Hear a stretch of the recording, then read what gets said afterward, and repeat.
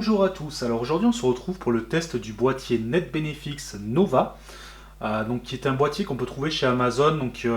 NetBenefix, c'est une marque qui commence un petit peu à se faire connaître, une marque chinoise qui fait, on va dire, des boîtiers de qualité plutôt correcte.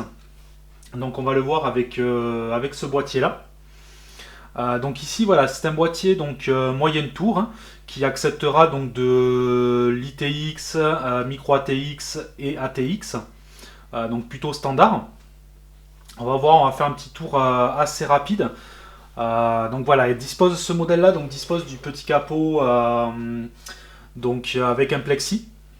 Alors petit détail pour les voilà, ne vous inquiétez pas si vous le recevez, que vous entendez qu'il y a quelque chose qui se balade dedans. Il se peut que le plexi soit pas monté. En fait, tout simplement, je vais essayer de vous montrer ça. Le plexi tient avec des petites languettes ici. Je vais vous mettre ça en plus gros plan.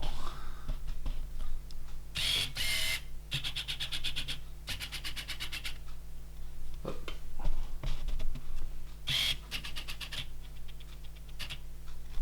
Voilà.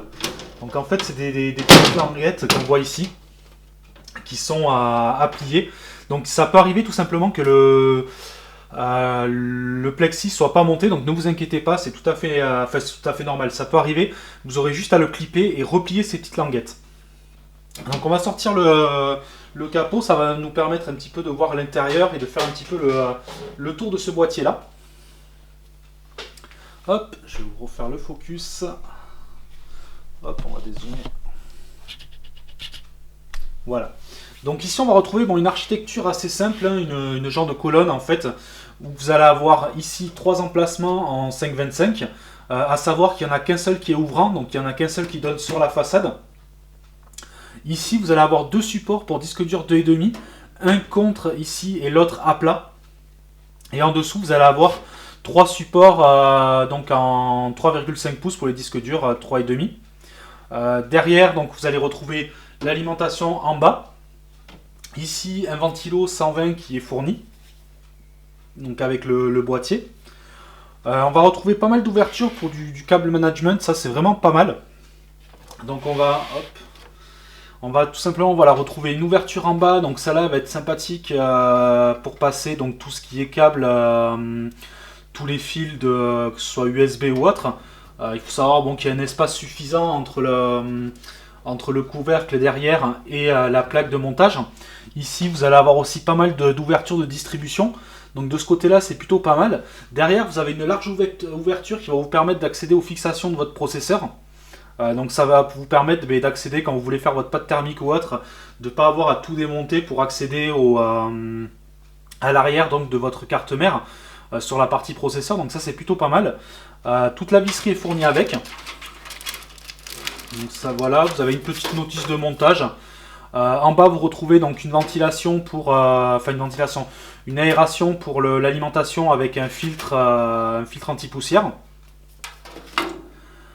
Donc voilà, boîtier assez simple, on va dire, c'est pas l'architecture, la meilleure architecture qui existe. On retrouve, c'est quelque chose qui est je vais pas dire assez ancien, mais on retrouve les bonnes vieilles colonnes. C'est vrai qu'on préfère maintenant les disques durs qu'on rentre par devant, ça permet d'avoir un meilleur câble management. Après c'est quand même assez bien fait, derrière vous aurez, hop, je vais essayer de vous refaire un petit peu le focus. Voilà, j'espère que vous voyez bien. Ici voilà, donc là on voit le deuxième support ici en 2,5. Et les 3.5 en bas. Ici vous avez un espace ouvert, donc ça c'est plutôt pas mal.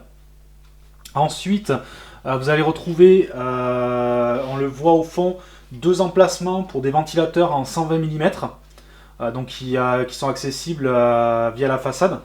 Donc je vais essayer de vous enlever la façade. Je l'ai pas encore ouverte. Je vais voir. Hop. Voilà. Tac. Donc voilà, vous avez 2 emplacements, donc la plaque ici se sort et vous pouvez monter des ventilateurs en 120 mm, on va dire assez classiques. Hop, alors ça c'est attaché, c'est pour ça que j'ai un peu de mal. Voilà, on peut voir, hop, je tourne à voir par là. Voilà, c'est fait tout simplement. Vous pouvez avoir 2 ventilateurs comme ça en façade pour les disques durs et pour la circulation. Donc soit vous en mettez 2, soit tout simplement donc vous mettez un seul ventilo pour refroidir les disques durs, ou ici pour avoir un flux d'air qui va traverser. Donc voilà, petit boîtier assez sympathique. Au niveau de la finition, on est sur quelque chose de plutôt correct, on va dire. J'insiste bien sur le terme correct. Alors, attendez, hop. Je vais juste mettre 2 clips pour pas que vous ayez trop de bruit. Hop, voilà. Donc c'est à l'intérieur, ça va. On a quand même quelque chose d'assez costaud. Par contre, là où je suis un petit peu déçu, c'est sur les ferrailles extérieures. Ou comme vous pouvez... attendez, hop, je vais essayer de vous montrer ça sur le côté. Ou en fait, tout simplement, je ne sais pas si vous allez le voir en vidéo, je vais essayer de vous refaire un focus.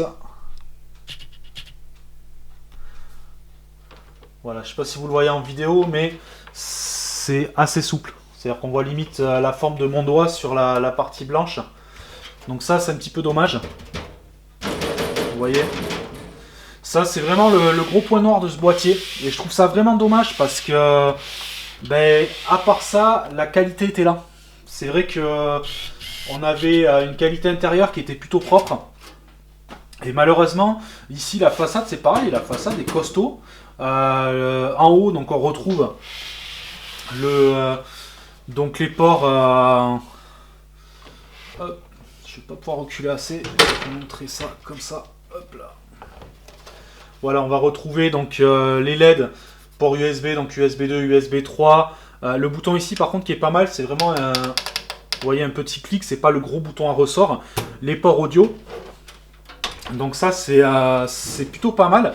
Et malheureusement, voilà, on a je trouve la partie extérieure qui manque un petit peu de qualité.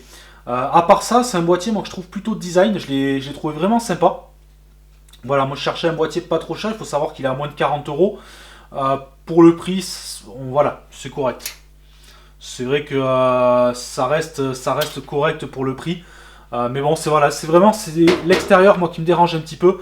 L'intérieur encore, cette architecture, bon, me dérange pas tant que ça. En revanche, voilà, on a quand même une bonne qualité sur le châssis intérieur.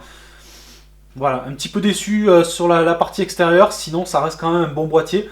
On le verra à l'utilisation, parce que je vais passer donc, par une partie un petit peu montage. Je vais vous présenter un petit peu la nouvelle configuration que je vais faire avec ce boîtier-là. Vous aurez la vidéo juste après. Et voilà, donc je pourrais vous donner un petit peu mon avis là-dessus. Allez, sur ce, comme d'habitude, n'hésitez pas hein, si vous avez des questions. On reviendra de toute façon sur ce boîtier-là, je pense. Et je vous donnerai mes impressions un petit peu plus tard. Allez, sur ce, moi je vous dis à la prochaine vidéo. Ciao, ciao.